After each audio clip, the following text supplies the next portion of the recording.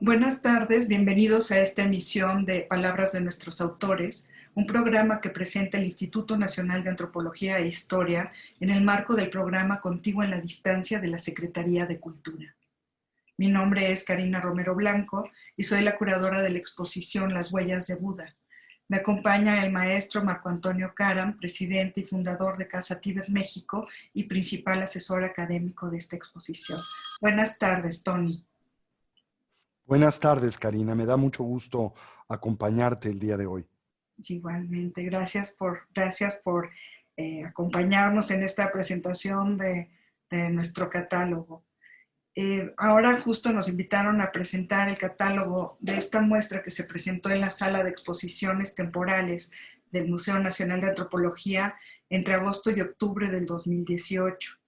Esta exposición es Las huellas del Buda y se centra en una de las grandes tradiciones espirituales de la historia de la humanidad, el budismo o Buda Dharma.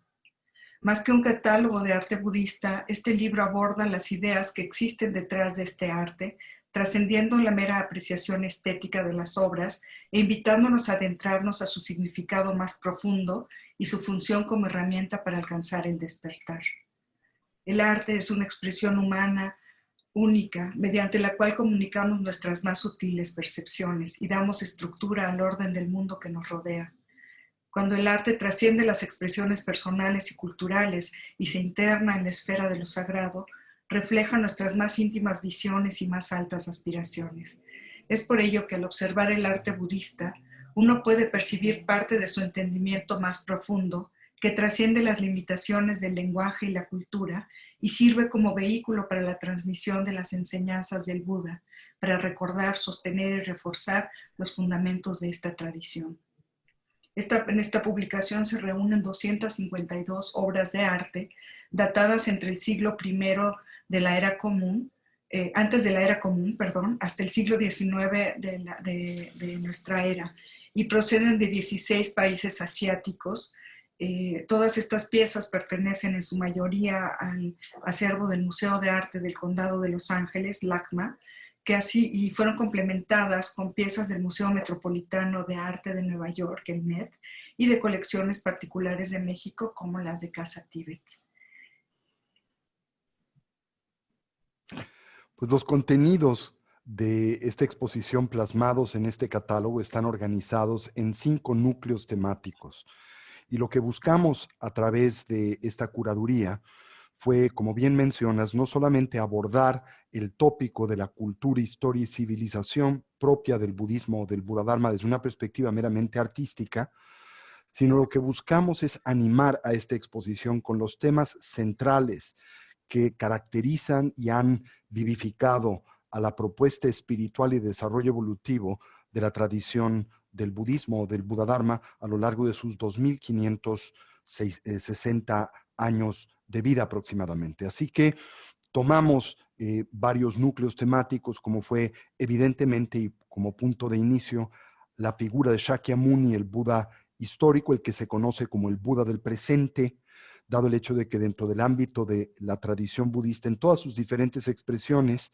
la palabra Buda se refiere no tanto a un individuo, sino a un estado de desarrollo evolutivo y cognitivo en términos generales,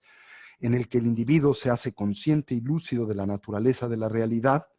y en el que este o esta, puesto que no está adscrito a un género en particular, es capaz de distinguir, es capaz de establecer una diferenciación entre las apariencias y la realidad.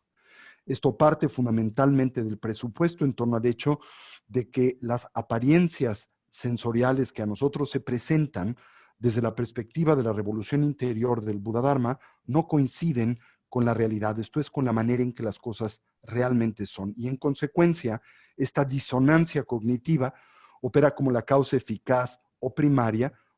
de los conflictos y dificultades por los que los seres sensibles o vivos transitamos en la vida cotidiana.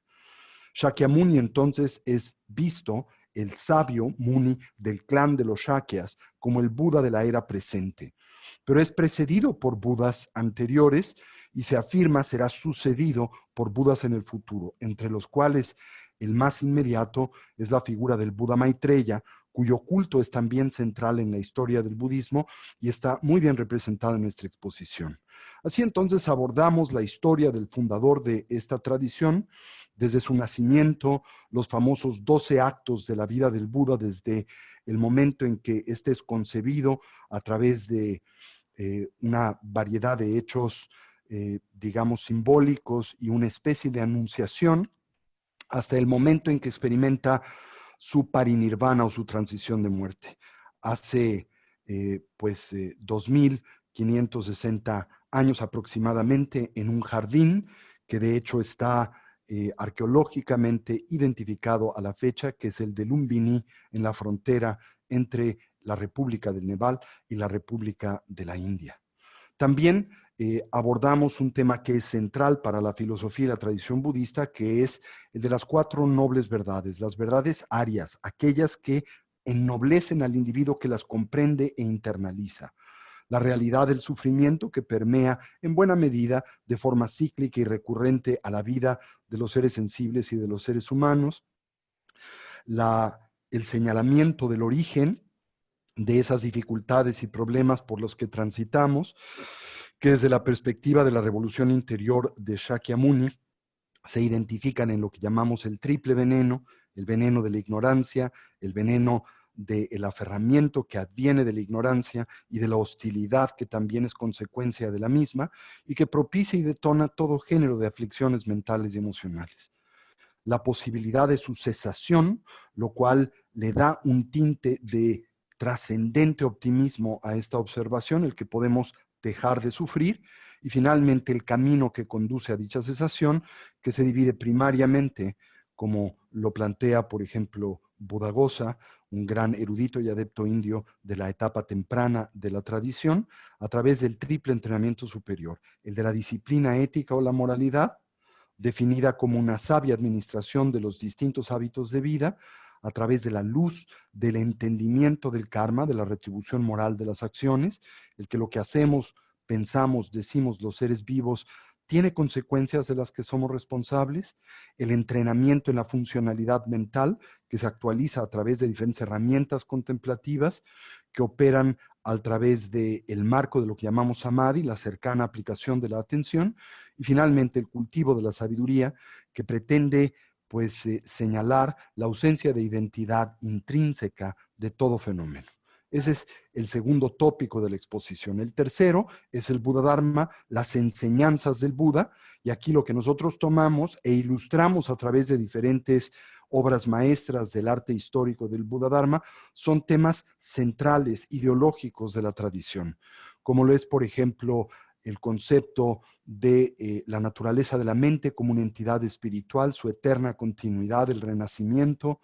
el samsara, el ciclo de la existencia condicionada por la ignorancia, el apego, la aversión, el nirvana, la cesación del sufrimiento y las aflicciones, todos estos temas primarios de la tradición, como el refugio, la triple joya, Buda, la meta en el sendero, Dharma, los métodos que conducen a la misma, y la comunidad o el entorno espiritual que propicia y sustenta el desarrollo. El cuarto tema es uno vinculado a la cosmovisión propia del Buda Dharma y sus diferentes aproximaciones. Y ahí abordamos temas que tienen que ver con las escuelas primarias que sobreviven hasta la fecha en continuidad a lo largo de ese par de milenios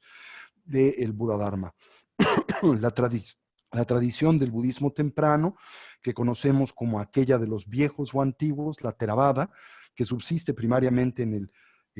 sudeste de Asia, la tradición Mahayana, el vehículo amplio, el sendero del héroe espiritual o los bodhisattvas, que subsiste y se practica primariamente en el centro de Asia y en el Asia extrema, y finalmente el Vajrayana o el vehículo del diamante, que primariamente se resguardó y floreció hasta la fecha en la región himaláyica, teniendo como su centro cultural a la civilización tibetana. Y finalmente abordamos el tema de los métodos para el despertar, esto es lo que llamamos upaya en la lengua sánscrita, los medios hábiles que propician el desarrollo evolutivo, entre los cuales encontramos herramientas rituales, ceremonias, pero lo que es más importante para nuestra exposición, estas herramientas que liberan a través del ver, que son las obras artísticas que nos recuerdan y nos vinculan con nuestra naturaleza búdica. En el catálogo tenemos pues la participación de muy importantes autores. Es un catálogo extraordinario, uno de los pocos que se han editado con la totalidad del acervo de una exposición y no tan solo con algunas muestras de la misma,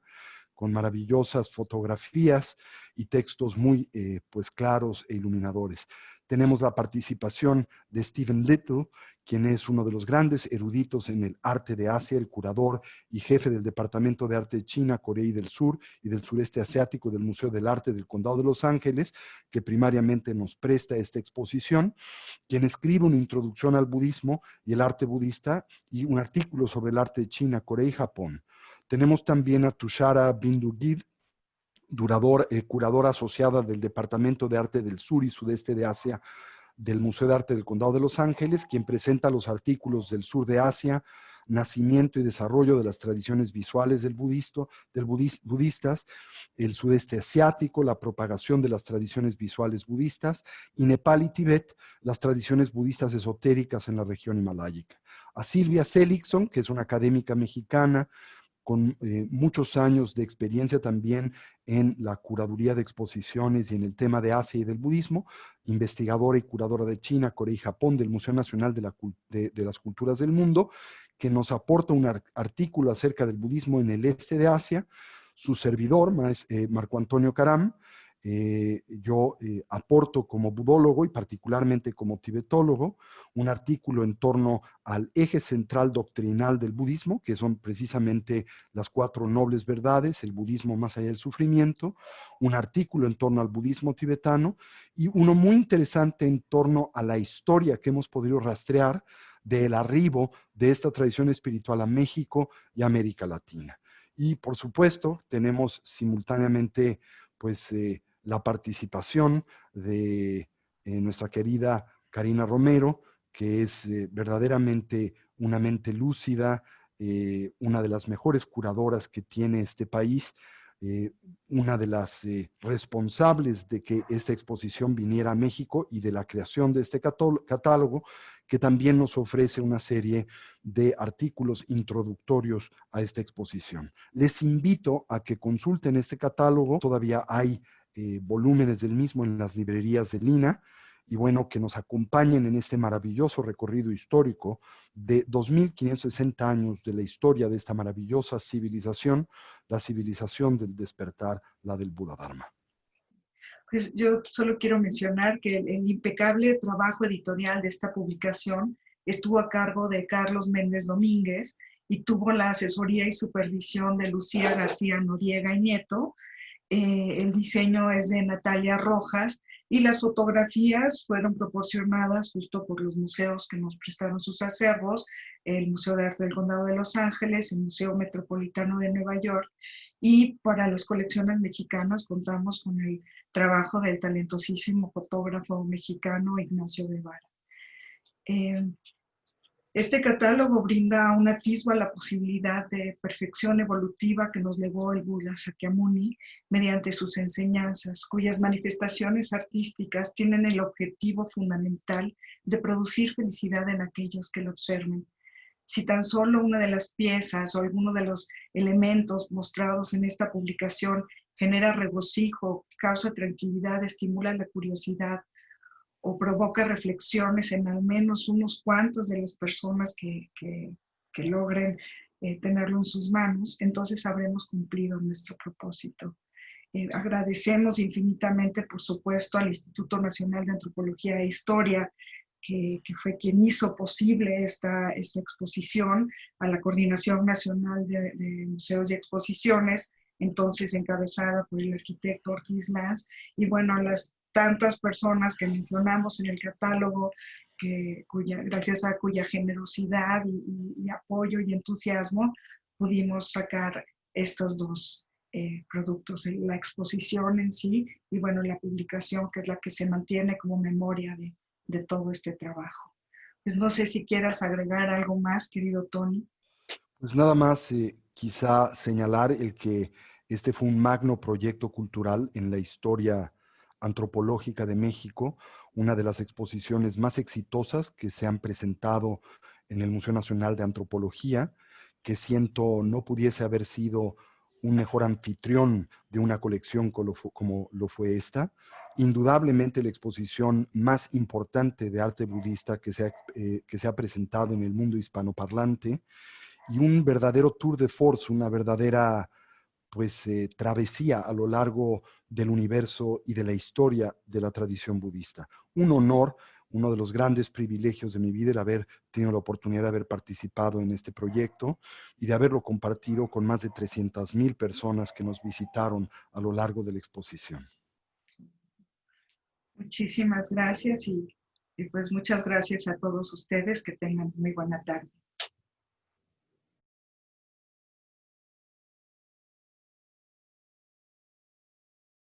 Instituto Nacional de Antropología e Historia. Secretaría de Cultura. Gobierno de México.